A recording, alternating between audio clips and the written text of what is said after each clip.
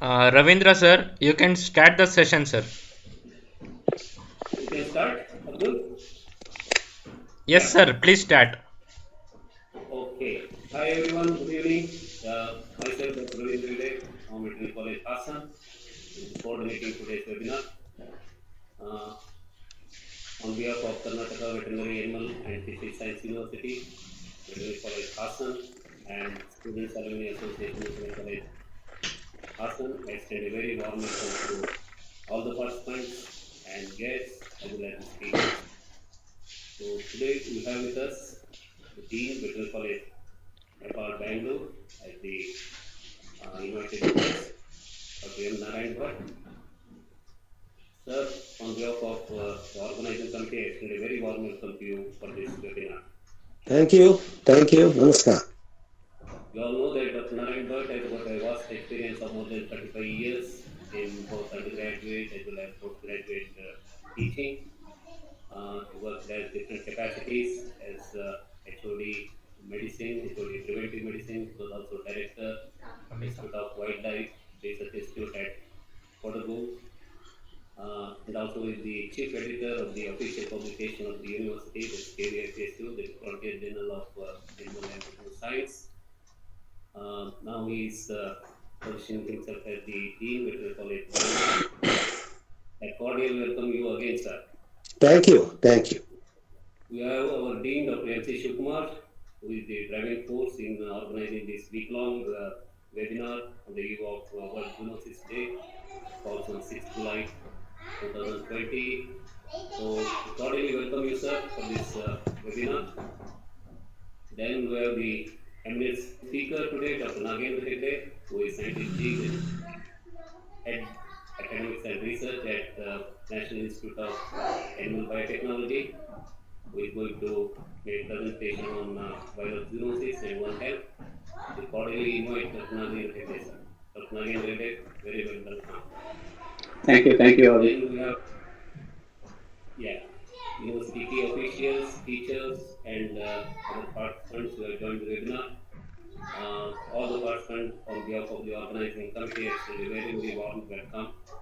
I know it's very, difficult to get in because only 100 within 2 days. So such are those who are in Google Meet as well as YouTube, live stream. This is a very, very cordial welcome. Now, I now invite Dr. Nagendra, Dean Veterinary College, Bangalore, to address the participants of the session. Dr. Nagendra, sir, please. Thank you, Dr. Hegde. Am I audible? Yes, sir. You are audible. Yeah. Good evening to one and all. Dr. Shivkumar, Dean, Veterinary College, Hassan. Dr. Nagendra Hegde from Hyderabad, scientist from Hyderabad. All the organizers from Veterinary College, Hassan, key officers of the university, and all the participants. I am very happy to associate with Veterinary College, Hassan for this webinar on zoonosis. I compliment Dean, Veterinary College, Hassan, and all his team for conducting this Zoonosis Week, or celebrating the Zoonosis Week and organizing the webinar every day on various topics of zoonotic importance. I have been associated with teaching zoonotic diseases and also handling zoonotic diseases as a clinician. There are various, as all of us know, there are various zoonotic diseases: bacterial, viral, parasitic, fungal diseases, etc. And as all we know, some of the zoonotic diseases are highly contagious. We should always know the proper terminologies: what is zoonosis, what is infectious, what is contagious, what is anthropozoonosis, what is incubation period. All those terminologies are very important to be understood by the veterinarians. With regard to the diagnosis of zoonotic diseases, for the information of all the participants, Veterinary College Bangalore is doing a lot of work in the zoonotic disease diagnosis. Our main speaker, Dr.Nagendra Hegde, will be speaking on viral zoonosis, disease of importance of the viral diseases of zoonotic importance. And for the information of participants, Veterinary College Bangalore, we have a rabies diagnostic laboratory in Department of Microbiology. So this department this year got ISO certification, and also this year this laboratory is recognized as the OIE reference laboratory catering 18 countries of Southeast Asia. So we have to lead these 18 countries in giving them the training and other coordinating the diagnosis of rabies in these countries. In this lab, apart from doing the fluorescent antibody technique for diagnosis of rabies, D-rich and other methods of diagnosis are also being conducted. Also, for detection of the antibodies, refit and other methods are also being done.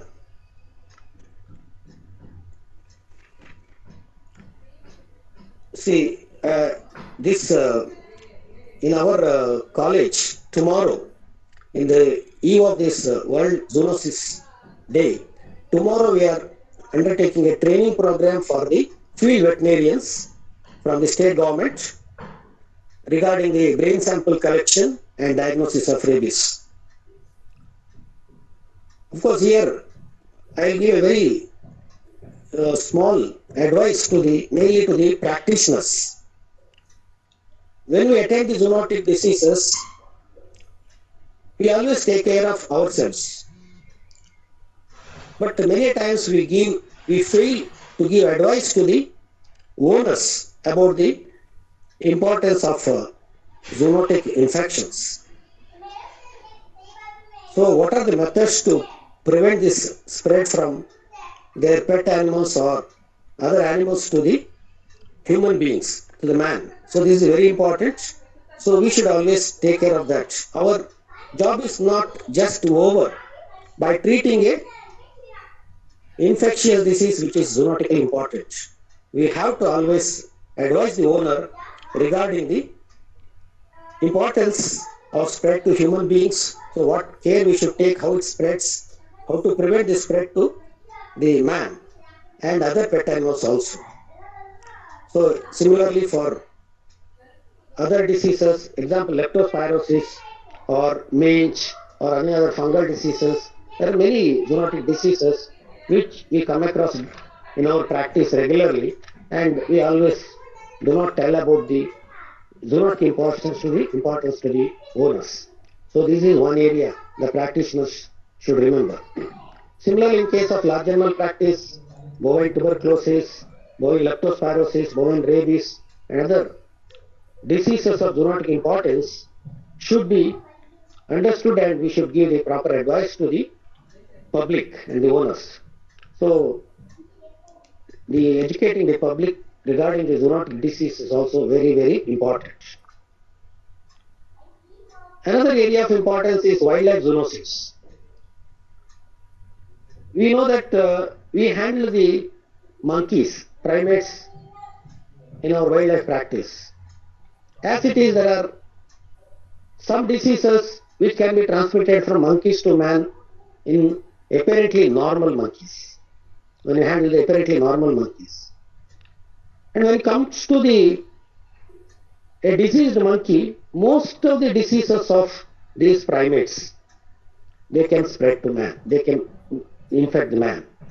So we should be aware of the importance of handling the diseased primates. Similarly, there are many other wild animals wherein there are many zoonotic diseases which can be transmitted to man.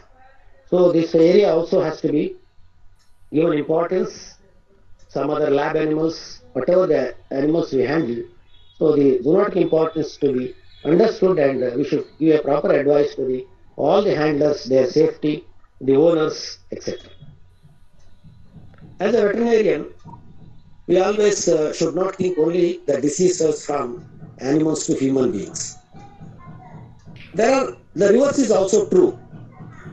Some of the diseases are transmitted from man to animals. So there are many diseases, especially we have seen in wild animals and other animals. For example, the tuberculosis in elephants is one area where the handlers and the public, they transmit the disease to the animals. Similarly, in primates also, the infected handlers and infected visitors, they transmit various diseases, especially tuberculosis and other diseases to these animals. So these issues also to be addressed. Without making a long speech, I will not take much time because our main speaker, Dr. Nagendra Hegde, will speak some of the aspects, these aspects especially with regard to the diseases of zoonotic importance among viral diseases. So I thank Dr. Shiv Kumar, Dean, Dr.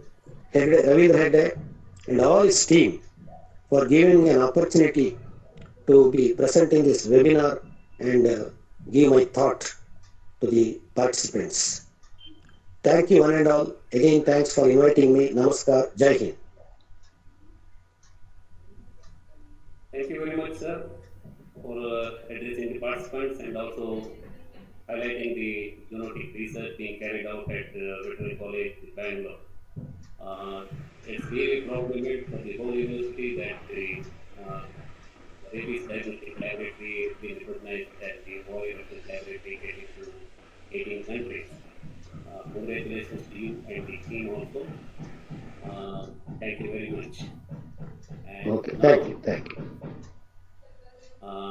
I'm really privileged and honored to introduce the speaker of the day, my good friend Dr. Nagendra. A brief profile because it's very difficult to go through all his biodata or profiles to be shared with the audience at this moment. So Nagendra is a graduate from Veterinary College, Bangalore. So he did completed graduation in 1989 and did his post-graduation from the Department of Veterinary Microbiology and Public Health in 1992.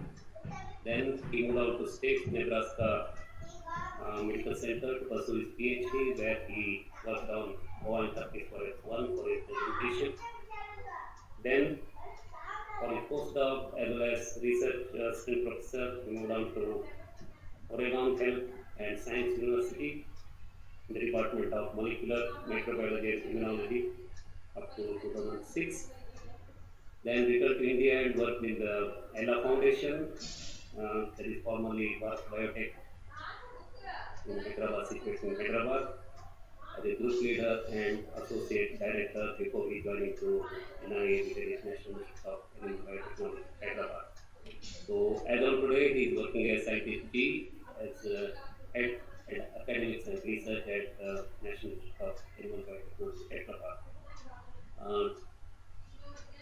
So Dr. Nagendra's research spans veterinary and human virology, immunology, and microbiology, and his major contributions in the area of virology include epidemiology, genomics, vaccines, diagnostics, as well as virus host cell interaction of both DNA, RNA viruses.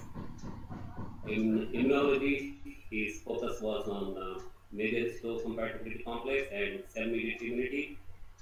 And in microbiology, again, epidemiology and vaccines for born mastitis pathogens.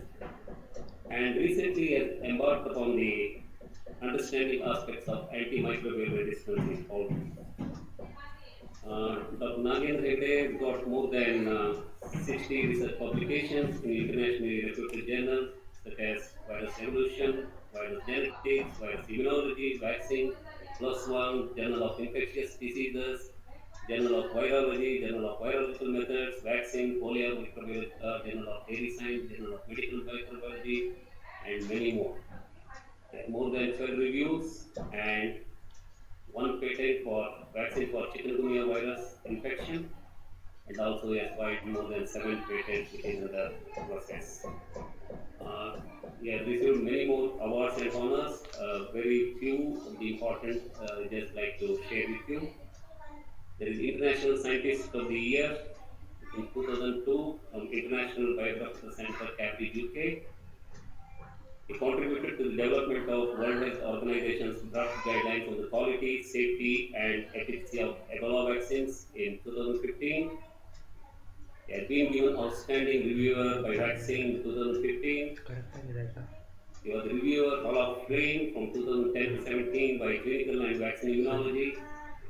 And very important is he has been referred in Wikipedia for his article Reasons to Include Virus in the Tree of Life. He published in the Nature Reviews Microbiology. He has handled many projects, both India and overseas. As of today, he is working on two major projects as principal investigator. One is recently this COVID, molecular diagnosis of COVID-19 and related respiratory diseases from Bidar, India, and also drivers of antimicrobial resistance in poultry in India. It's a Indo-UK project, and also many more as a principal investigator, especially diagnosed for laboratory animal health monitoring phase 2, again from TBT India, and also regulation of antibiotic use and complaints in India from TBT, also from BIRAC, and many more projects. He has been recognized as faculty advisor from Regional Center for Biotechnology, Deemed University, New Delhi, as professor, Manipal Academy of Higher Education, Manipal Karnataka, India, in the field of virology, microbiology, and immunology, and also from Jawaharlal Nehru Technological University, Hyderabad, in the area of biotechnology. As on today, he has guided 5 PhD students, and now he is guiding 3 PhD students, and also member of advisory committee for more than 15 PhD students and 3 university students. He is a member of so many scientific and professional bodies. The list is very, very enormous. He is also in the editorial board of very prestigious journals like as the associate editor of PMC Microbiology, academic editor of Close Journal since 2014. He was associate editor of Journal of Laboratory Animal Science from 11 to 18. Also member of Clinical Vaccine Immunology from 10 to 17. Further, he has reviewed manuscript for more than 40 international journals. That means many of our papers might have gone for him to also for reviewing if you are publishing at the international level.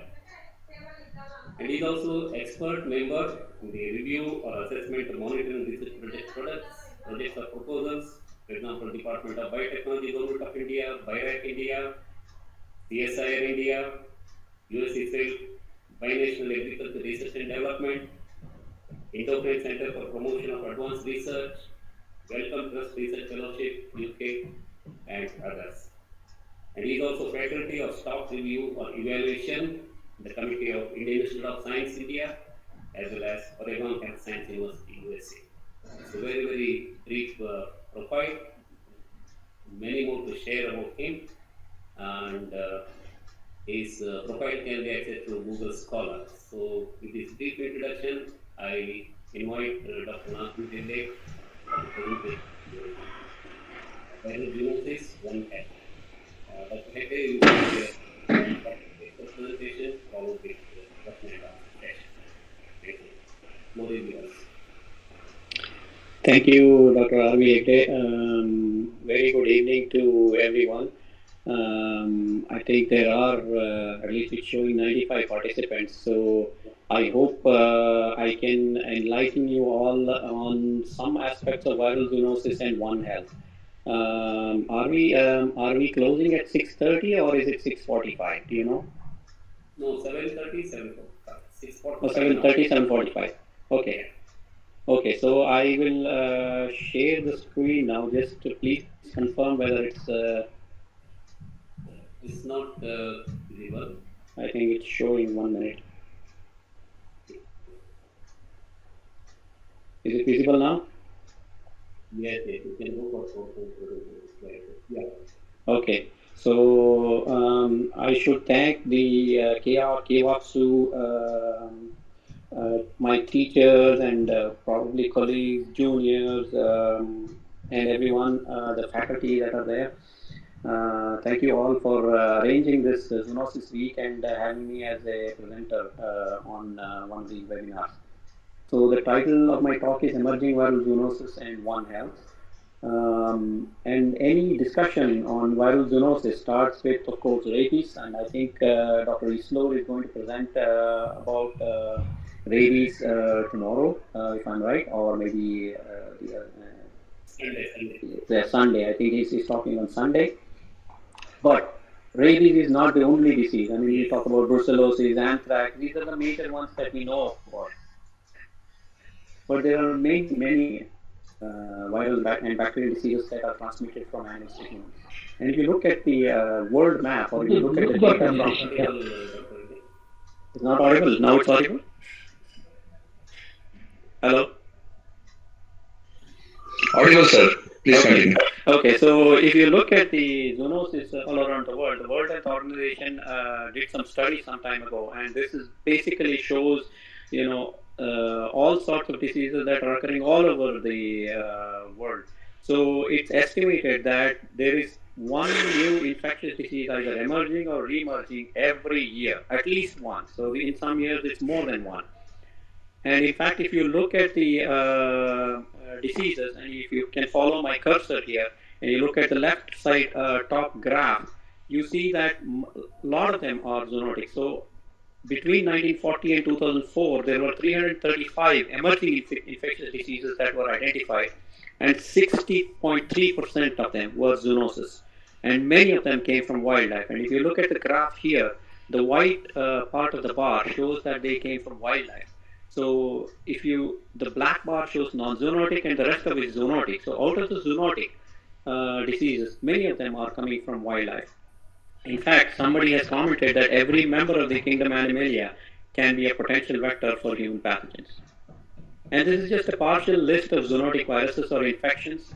These can be classified into arthropod-borne or transmitted through the bite, body fluids, or inhalation of the viruses or infectious droplets from animals. So this is just a short list, and if you look at, there are diseases like yellow fever, Japanese encephalitis, chikungunya, Zika, KFD, and also potentially dengue, all the way up to the coronaviruses. We are in the midst of a coronavirus pandemic. So SARS, MERS, and COVID-19. There are also Nipah virus, rabies, hantaviruses, Ebola, Marburg, and various other viruses. So how come we are able to actually identify so many zoonotic diseases? And one of the reasons that we're able to do it is because we have an unprecedented advancement in genomics these days. And this has really spurred the epidemiology of viral or other infectious diseases. Now we are able to pinpoint index cases, and index case is nothing but the first ever case of a disease. We can actually pinpoint and identify who was the first person that was infected. We can identify the potential origin of the pathogen or the infection. We can track the routes of spread from one place to the other, and I'll give examples of these. We can predict the potential for transmission through animal infection studies. We can also understand the genetic types and evolution of the pathogens. For example, with COVID-19, now we know that there are more than 3 different genotypes. And also design intervention strategies based on the understanding of all these things. Some examples on the left side at the top, you will see H5N1 avian influenza. The arrows here show how it spread from China to the rest of the world, initially spreading through Asia and then going to the rest of the world. And also, I've shown here the predicted path of SARS virus that came again from China and spread to the rest of the world. Other examples, the H1N1 pandemic influenza, which we had in 2009. It started in Mexico, then went to US, and because of travel and other things, traveled all over the world. It didn't take much time. Within 9 months, it was there everywhere. And here's one example of how we identify cases. So basically, based on genomic and other studies, there have been examples where a group of students and a teacher visited Ontario, and then from there they went to Tokyo. From Tokyo, one co-passenger traveled to Beijing. Some co-passengers went to Shanghai, and so people were able to actually track how the virus traveled from one place to the other. Remember, H1N1 pandemic influenza started from Mexico. So this came from Canada all the way to the east to Tokyo and then spread to China and Hong Kong. And here is the possible spread of Middle East respiratory coronavirus. So this started from Saudi Arabia and mainly coming from camel handlers and then spread to some parts of Europe and also Malaysia.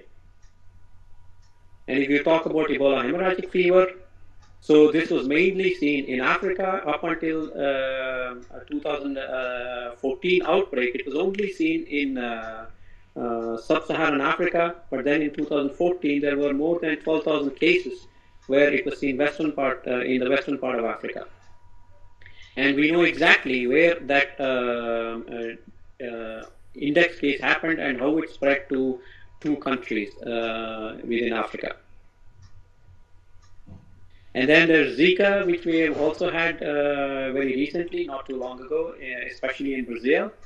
And that originally started in Uganda in 1947, coming from monkeys, and there were cases in 1971-72 in western part of Africa, as well as some cases in Malaysia in 1969. But the major thing was, it was actually circulating up here in Yap Island in 2007, and then from there jumped to New Caledonia and these French Polynesian islands in 2013-14. From there, it went eastward into Brazil, which is where the major outbreak occurred. And of course, I won't go to the other details, just giving some glimpses. There are clinically important arboviruses, which are arthropod-borne viruses. The graphs here show various different arboviruses, and the one in yellow here is yellow fever, actually. So you see mostly in the tropical region in and around the equator. And then the red one here shows dengue. And these all overlap with the transmitting vectors that spread this disease. Other viral zoonoses, there is arenaviruses, hantaviruses. These are seen in different parts of the world. So this is the new world arenaviruses, old world arenaviruses. And then there are hantaviruses that are seen both in the west as well as in the east. And these are actually the list of all the hantaviruses that are there. So the list is huge, and each one is spread by a different rodent host. So the question is, where do these pathogens come from? I was just telling that a lot of these come from wildlife, and maybe through domesticated or other pet animals, they jump to humans. So this is just a diagram that shows how we can derive these pathogens, whether it is, for example, turtles, which can give us salmonellosis. So these are bacterial viruses. And then pigs, monkeys, which can give monkeypox. Then there are prairie dogs, which can spread the plague, that is a bacterial disease. And then, of course, Ebola viruses from chimpanzees, and Rift Valley fever virus through antelopes. So there's a huge number of examples. So basically, we can get these pathogens from various animals. And of course, rabies in India, we know that it mainly comes from dog bites, but in the rest of the world, it's mostly foxes, bats, mongooses, and skunk, and of course, raccoon. So they are the ones that actually transmit the disease. And indeed, even the United States is not free from rabies. There's a lot of skunk rabies, and every once in a while, people get bitten, and then they need to undergo a test. So, particularly in case of influenza, the viruses, which are actually between, there are H and N types, as you have heard, H1N1 is nothing but a combination of these 2 different proteins. So there are 16 types of H and 9 types of H that co-circulate between birds and other mammals. But there are also 2 additional H and 2 additional N types that circulate in bats. And they may actually cross over, maybe in the future sometime, to other birds and then jump to humans and other mammals. So the issue about influenza is that there are several segments within the genome, and these segments can actually interchange between different viruses, and that is why you get the different H and N types. And in case of H5N1, this virus is thought to be derived from domestic ducks, wild birds, and domestic poultry. Somewhere in the middle, a mixing happened, and then it produced this. Similarly, you would have got the H5N1 influenza virus as well. And I'll give another example of H1N1 pandemic influenza a bit later as to how that happened. So H5N1 influenza usually doesn't kill the aquatic wild birds, and because they traverse various parts of the world, during migration period, they carry the virus everywhere. And as and where they drop their droppings, and if it is picked up by domestic birds, for example poultry, you get the disease. And that is shown here. The migratory birds usually don't develop disease. Some of them become sick and die, and then they shed the virus. Most of them shed the virus, and the droppings are carried over into the poultry farm. And if you are in very close association with poultry, and if they have H5N1, you could get sick as well. So this is the origin of H1N1 pandemic influenza. This is supposed to have derived as initially as what we call as a triple reassortant, H1N2, that part of it came from pigs, part of it came from humans, and the other part came from North American birds. And these combined virus combined with another pig virus, which is a European avian-like H1N1, and produced the 2009 pandemic H1N1. Because humans were not exposed to any of these HNN types, we were highly susceptible, and it became a pandemic. I've shown this little picture here. This is not how it actually originated. Just for the sake of showing, I've shown it. The spread of H1N1 pandemic influenza, as I said, started in Mexico, and because of travel and other things, it very fast spread to the United States and Canada and to the rest of the world. So there has been, since a couple of days ago, there has been another paper that came up in the PNAS, Proceedings of the National Academy of Sciences of USA. This is actually came out just within the last week. So in China, they have identified another influenza virus called G4, if you see G4 here. And the proportion of G4 that is shown in sort of purple here, initially it's not much. In 2013 it started, and then by 2018 it has almost overtaken all the isolates in pigs. So this is isolates in pigs, but remember that this has been going on for the last 8 years. So it appears that this has overtaken all the other influenzas in pigs, and since we mostly get the influenza viruses from pigs, there is all the chance that this might become the new virus.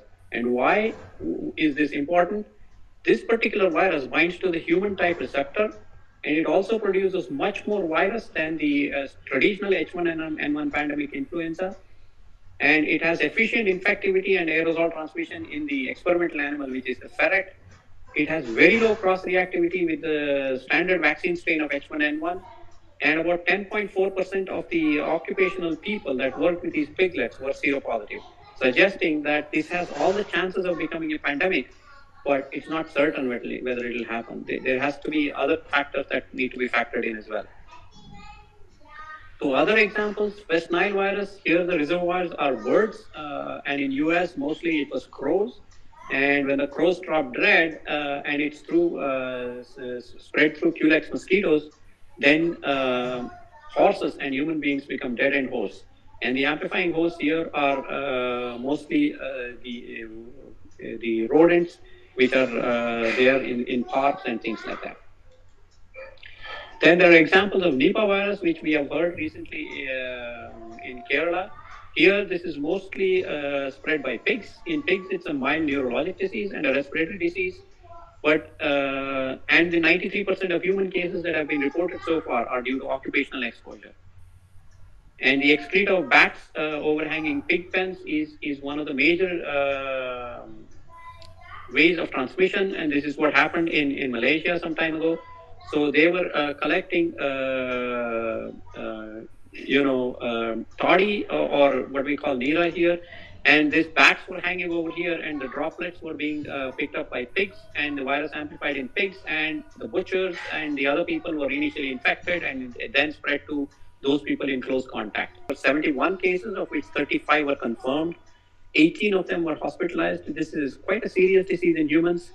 But scientists didn't pay much attention until they started observing that a particular animal called prairie dogs were falling dead in the grasslands.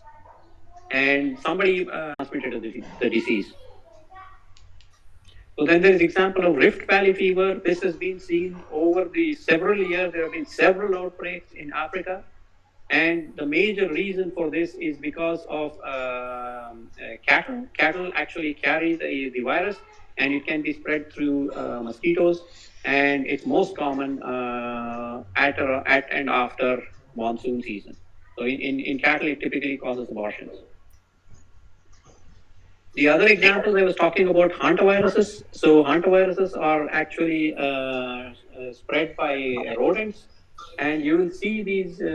Most of the rodent species have their own hantavirus. The striped field mouse. Sorry, PDF are not available. Hello.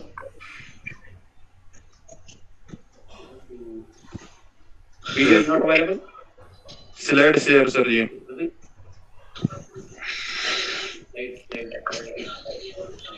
One minute.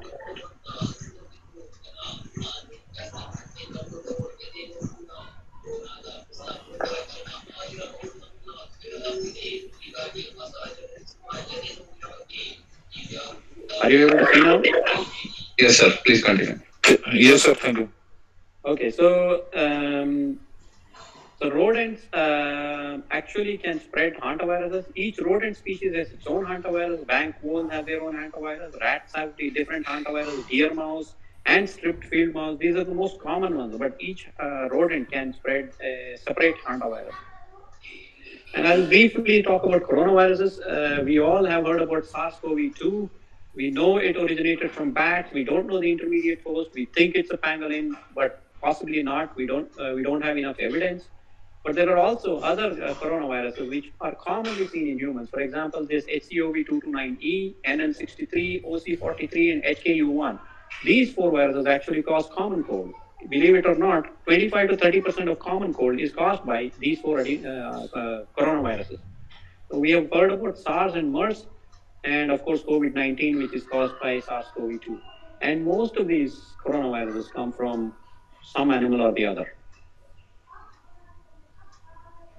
So how does all this happen? We know there's a lot of human-animal interface and wildlife involvement in emerging infectious disease. I have already told about this. And I didn't put this figure in earlier. 71.8% of zoonoses originate in wildlife.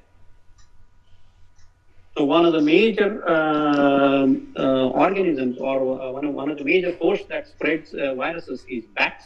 So if you look at the top, this is the number of bat-human shared viruses and how and where it is being shared. You can see there's a lot of sharing in Africa, India somewhere in the middle, and very less in the temperate countries.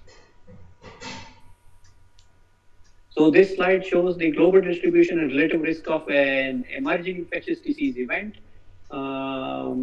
So if you look at the zoonotic pathogens from wildlife, you can see India's heat map is showing yellow and red.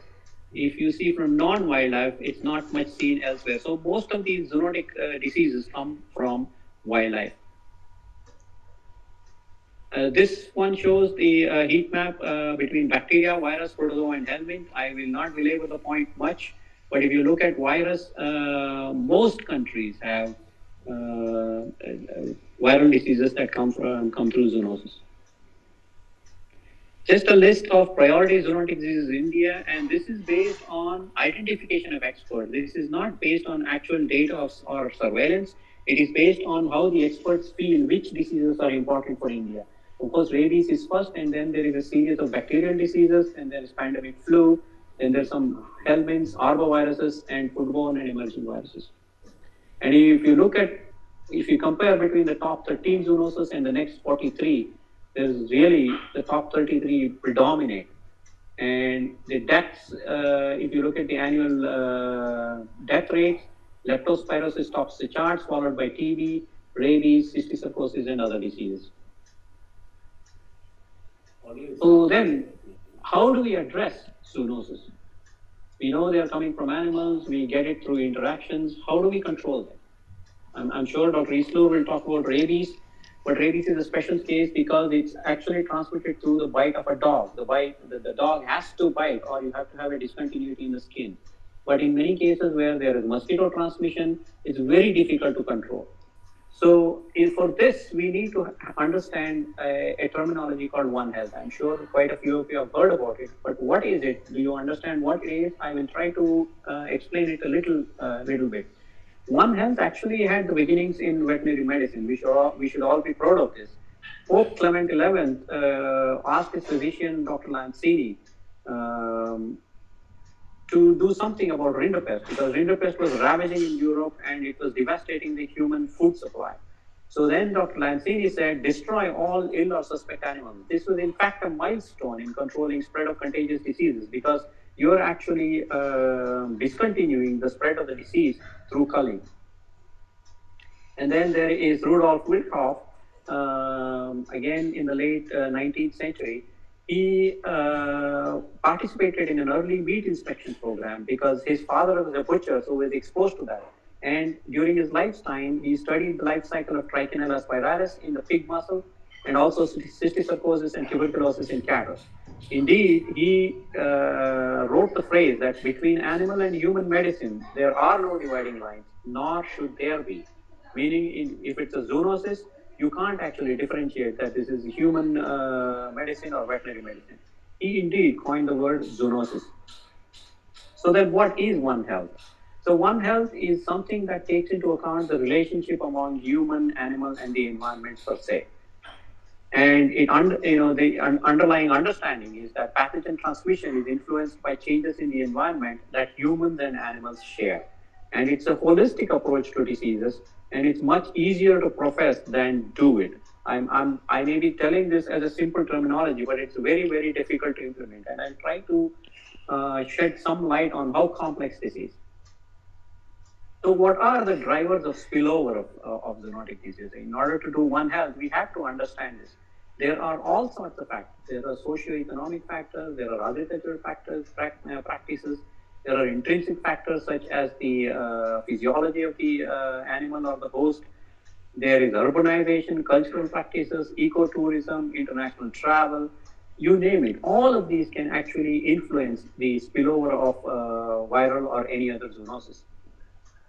And so there is a serious interface between wildlife, domestic animals, humans, and the peridomestic wildlife. So really, we are under a biosphere where we share a lot of things with animals. So this is just showing again what are the factors that may facilitate spread. I've already gone through most of these things. And I've highlighted what are the things that we are doing so that we pick up these zoonotic diseases. And most of these things, what the drivers that I'm talking about are anthropogenic, meaning we are actually causing it. There is a huge population explosion. We don't have enough land, so we encroach, forest land, either for agriculture or for housing or whatever else. There is a high degree of coexistence with animals. In fact, 70% of the rural poor are linked to livestock production. There is poverty and malnutrition, which causes serious issues with food security, because of which people are now moving towards intensive farming practices, and that causes encroachment of habitat, ecosystem degradation. There is also lack of infrastructure, inadequate water and sanitation, minimal animal food processing and storage, leading to wet market and other trade practices of animals and animal meat. Weak public health in many countries and the difficulty of accessing whatever care that is available. And then there is travel, both national and international, and tourism that can bring in some of these diseases. And also because of natural phenomena such as flood, wildlife, and drought. So this just shows that the greatest burden of zoonosis falls on 1 billion poor livestock keepers. And India is, somewhere in the middle. So there are a lot of African countries that depend on livestock, and they are also exposed to zoonotic diseases. So what is the way forward then? So one way is to understand the complex factors leading to the disease emergence. This includes social, economic, environmental, and other factors. We have to improve data collection, analysis, and sharing. And we have to empower local communities to proactively monitor and rapidly respond. It is not sufficient that we alone as scientists or veterinarians take part. We have to actually empower the local communities. And this is a multidisciplinary aspect and a multi-sectoral approach. And I've just listed some of the sectors that are involved in One Health, and this shows the complexity of One Health. So it ranges from, and this is listed in an alphabetical order, starting from agriculture all the way to wildlife. just to give you one instance of how other aspects can influence one health, this is actually showing the pyrethroid and the organophosphate resistance of mosquitoes. Okay, we may think this has nothing to do with One Health, but it has, because if the mosquitoes become resistant to these things and the farmers try applying these insecticides, then you have a higher chance of spreading viral diseases because the mosquitoes they won't die. So we have to move from a traditional approach where we consider humans, animals, and an environment with a little bit of confluence to a wholly confluent circle where we all work together. And we have to move from a disease treatment and to treat illness as symptoms or attention to just symptoms to from a reactionist science to a proactive science where we create health, we treat health as an adaptive to challenge, and really we use a system-based research to promote health. But it's not that simple. As I said, there are too many factors that are involved. For those people who know a little bit about cytokine responses, they will know arrows flying everywhere. Same thing is true with One Health.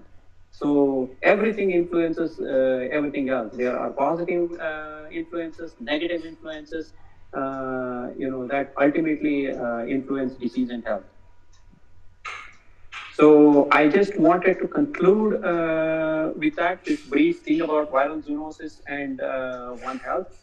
So if you want to contact, my number and email ID are given here.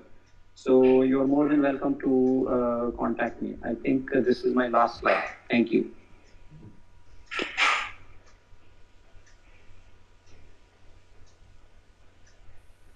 Yeah, thank you, Dr. Nagendra, for that wonderful and thought-provoking presentation.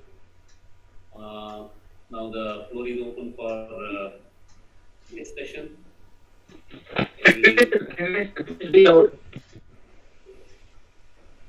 Any questions they can post in the chat box. It is more ideal than individually asking because there is lots of disturbances both audio and video.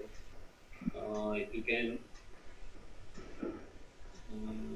share your questions in the chat box, it's very, very ideal to for discussion. Please be loud. It's not audible. Right now, I don't see any questions in the chat box. There is one question. Yes. Not audible? My mic is on. Am I audible now? Hello? Yeah, I can hear. Am I audible? Yes, sir, audible. Please continue, sir. I think there is a question which says, how is that viruses from pigs and wild birds are able to cause disease in humans? Are the receptors not different?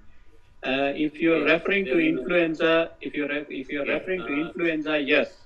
There are differences in receptors. The receptors in birds are different from receptors from humans. But what happens? There are receptors, both types of receptors are there. So if the bird virus goes into pigs, then the virus can adapt to bind to human type receptors. So from pigs we can get it. So that is how influenza is spread. But if you look at other viruses, for example, Japanese encephalitis or a few other viruses, most of the viruses use a lot of common receptors. In fact, including influenza uses sialic acid. So a lot of the viruses use integrins and other proteins that are commonly seen as attachment proteins between cells. So those are very easily transmitted.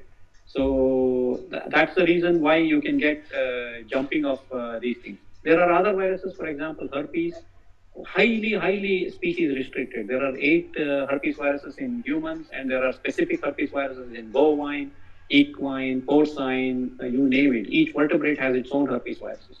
So a lot of these zoonotic diseases, they have common receptors and can actually jump from one species to the other. Yes, Dr. Nagendra, thank you very much. We have one more question. It says that can we tell that COVID-19 is zoonotic? So if so, do you suggest stress on the importance of COVID-19 virus? Yes, COVID-19 is zoonotic. Yeah, COVID-19 is zoonotic. It came from bats, so it is zoonotic.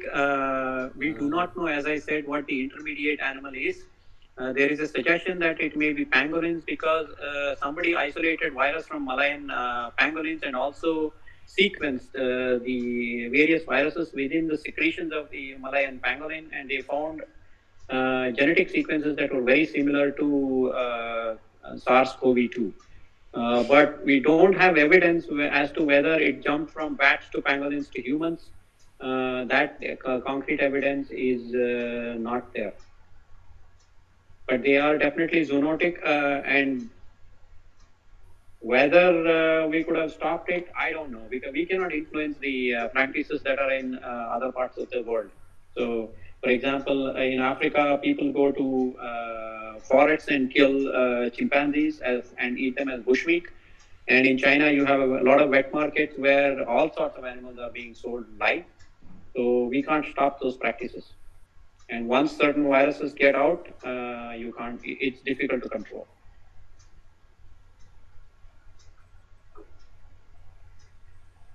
I will read out one more question. Why bats are considered as storehouse of different viral zoonotic diseases? There was a scientific paper not too long ago. Why bats are considered as storehouse of different viral zoonotic diseases. Viruses or diseases. So we know from a recent study within the last 6 months, I think, that bats have a very strong innate immunity. So in terms of immunity, we have innate immunity, adaptive immunity. Adaptive immunity happens after exposure to the pathogen. Innate immunity is what we are born with. So the bats have a very strong innate immunity. In our case, which it is typically interferons and phagocytes. So they have a very strong innate immunity, and it appears that that is able to contain the. And in our case, or in case of most of the other mammals, the innate immunity is not as strong as in bats. So it looks like that these things don't cause disease in bats because of that reason. And there are also a few other reasons. I won't go into the details. It appears to be one of the major reasons why bats actually harbor a lot of viruses.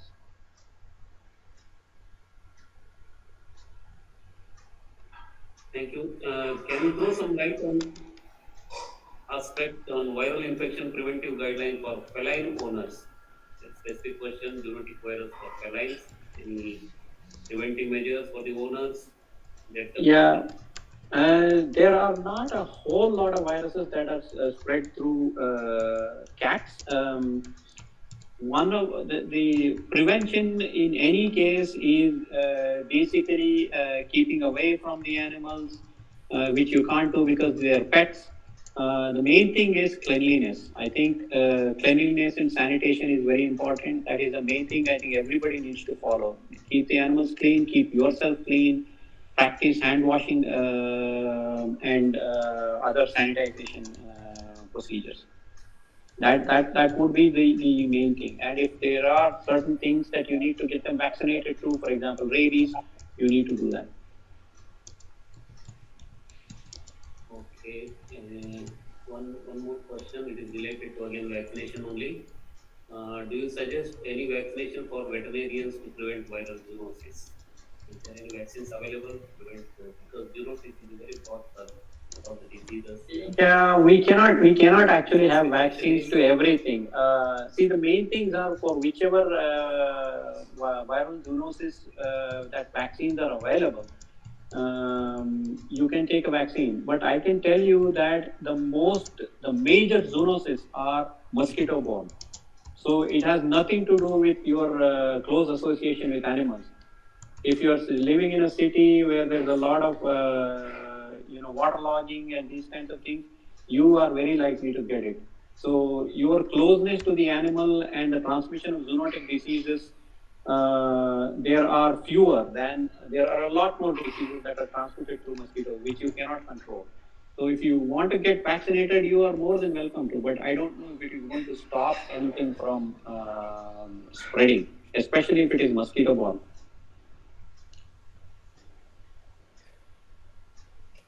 Well, yeah, I don't see any other questions in the chat box or any questions are there.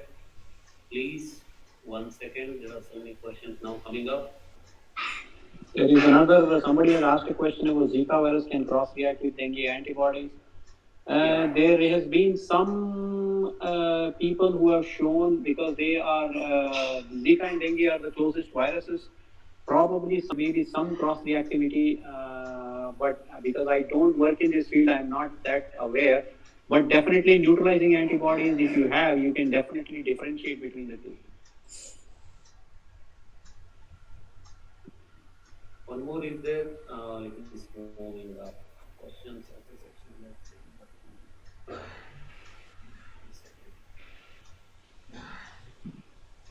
On the peak receptors, the influenza, there was one question. Can you? Yeah, that I answered already. I think there was another question from YouTube. It says, is COVID-19 transmitted through water bodies from one area to the other if infected droplets present on it? You can say, I cannot rule it out, but unlikely. It's unlikely that SARS-CoV-2 can be spread through contaminated water. It's typically transmitted through aerosol droplets that sue when you are close by. And what is the government taking steps for One Health? There is one more question. Interesting question. Okay. I think one of the major things now people are talking about One Health. There was a conference that was held about 2 years ago with some action points. I know they at the level of Department of Biotechnology, they are trying to put together a big program on One Health, which we are also associated with actually. And they're trying to put together veterinary, human, and other people to look at certain diseases. But the question is, how many diseases do we attack? Do we focus on a certain disease? Do we focus on a certain area in the country? What do we do? And the secondary question is, do we have enough data on surveillance of any of these diseases? We don't have concrete data for anything in this country, unfortunately. So that is the problem. So we have to start somewhere. I think there is an initiative that has started already, but there needs to be a real crosstalk between veterinarians and medical professionals, which is lacking not just in India but all over the world. Okay, thank you. There is one more question. Is why COVID-19 recovered patients are likely to get infected again? What about the memory response? Okay, we have no evidence that COVID-19 patients can be reinfected again. We have no evidence so far. There is some anecdotal evidence from China, but we don't have a large-scale data points available to actually say that they can be reinfected. But there is also data now that shows that after 2 to 3 months, the antibody levels go down. How much they go down, whether the remaining antibodies are sufficient to protect against a reinfection, we do not know. Third thing is, we know that there are a handful of genotypes that are going around, and whether they are cross-protective, that needs to be completely ascertained at a field level, not at a laboratory level. So as far as I know, I don't think reinfection is completely established. You will have some memory response, but what I think is that this will go the way of influenza, where the memory response will go down, and this will become seasonal, like the other coronaviruses. And elderly people will probably need to be vaccinated along with influenza for SARS-CoV-2.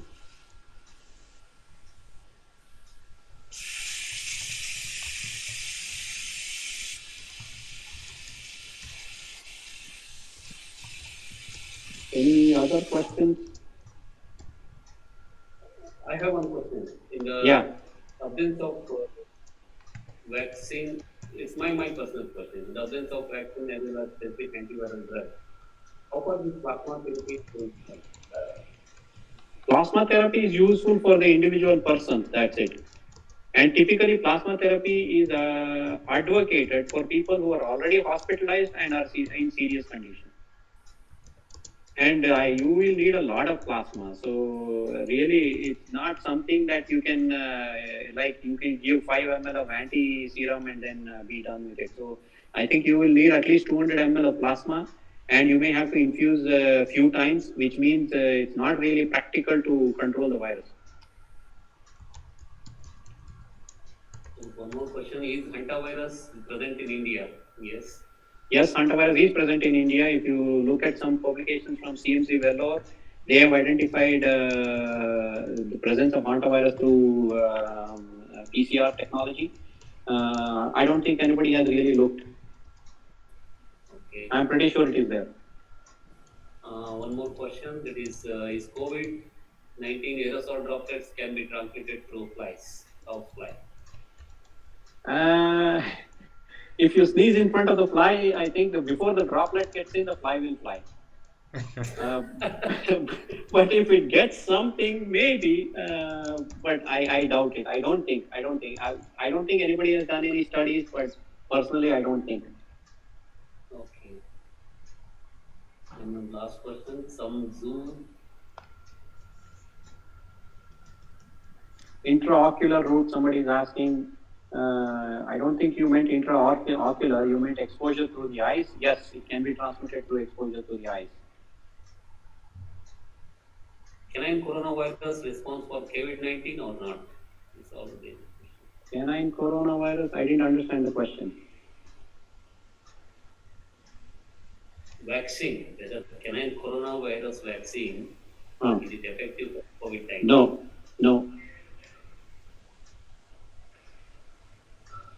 Okay. Dr. Abdullah? Yes, sir. So if there are no... Yeah. Sir, last question from Divya Soni. Sir, can COVID-19 can transmit to animals from infected people? As far as the evidence is concerned, so far, you mean from infected people to animals? Yes, sir. Yes, there is plenty of evidence. There have been cases of dogs being infected. There have been cases of cats being infected. There are cases of zoo animals in New York that were infected. So there was a Belgian cat that actually had disease due to SARS-CoV-2. And there are also serological studies from China that have shown that 14% of exposed cats were positive. I mean, that was a random sampling. So yes, and also there was a huge number of minks in Netherlands that got infected because of a person who was working in mink farm. So 4 or 5 mink farms have been closed, and several minks also have died because of disease. So animals can get SARS-CoV-2 from humans. Whether we can get it from other animals after they get infected is unknown. As of now, there is no evidence that we can get it from, for example, minks or cats when they get infected. Okay, sir. Dr. Rupa Devi is asking, it is impossible to vaccinate every individual in country. Is herd immunity concept is applicable for COVID-19? Herd immunity? Is applicable for COVID-19. Concept is applicable. Of course, I mean, if nobody dies and if it's not a severe disease, herd immunity is always much faster than vaccination.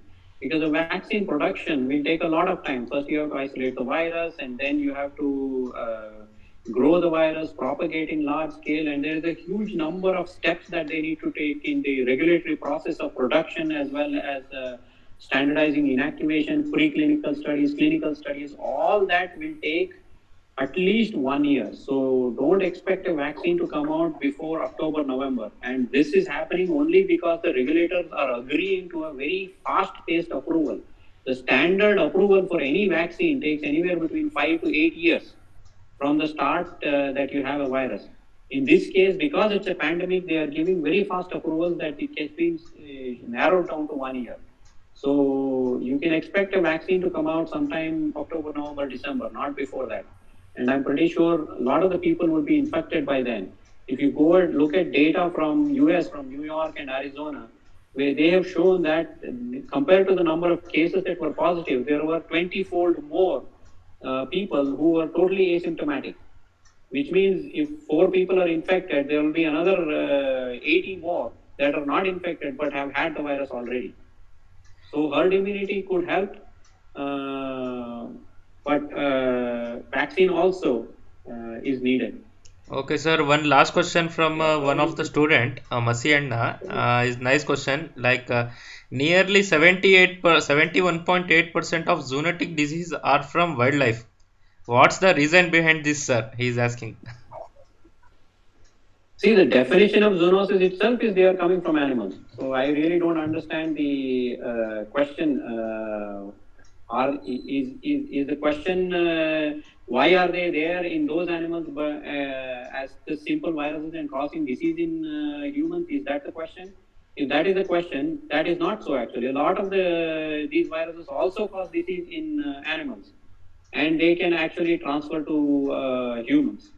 So we see the thing is we are as humans we are one species. Homo sapiens sapiens is one species, but there are hundreds and thousands of different species of animals. And if you imagine each an animal is spreading one virus, you will end up with hundreds of thousands of different zoonotic diseases. So obviously, huge number of diseases can come from animals, and especially wildlife. Okay, sir. Thank you, sir. Ravindra, sir, please take care. Yeah. Yeah. Thank you, Dr. Nagendra, for the wonderful presentation and also for the very fruitful discussion on the session. Thank you very much for sparing your valuable time and obliging our request to be part of this webinar and made it possible. Thank you very much. Thank you. Organization of Nagendra. And also I thank our dean, Dr. Kumar, for supporting us to carry out all the webinars. To also the guest of today, Dr. Nagendra, and also other key officials of the university, teachers, and other faculty members, and all the students and all the participants, both in the Google Meet as well as YouTube. Thank you very much, and we shall meet again tomorrow for one more thought-provoking session. Thank you. Good night. Have a safe time. Thank you.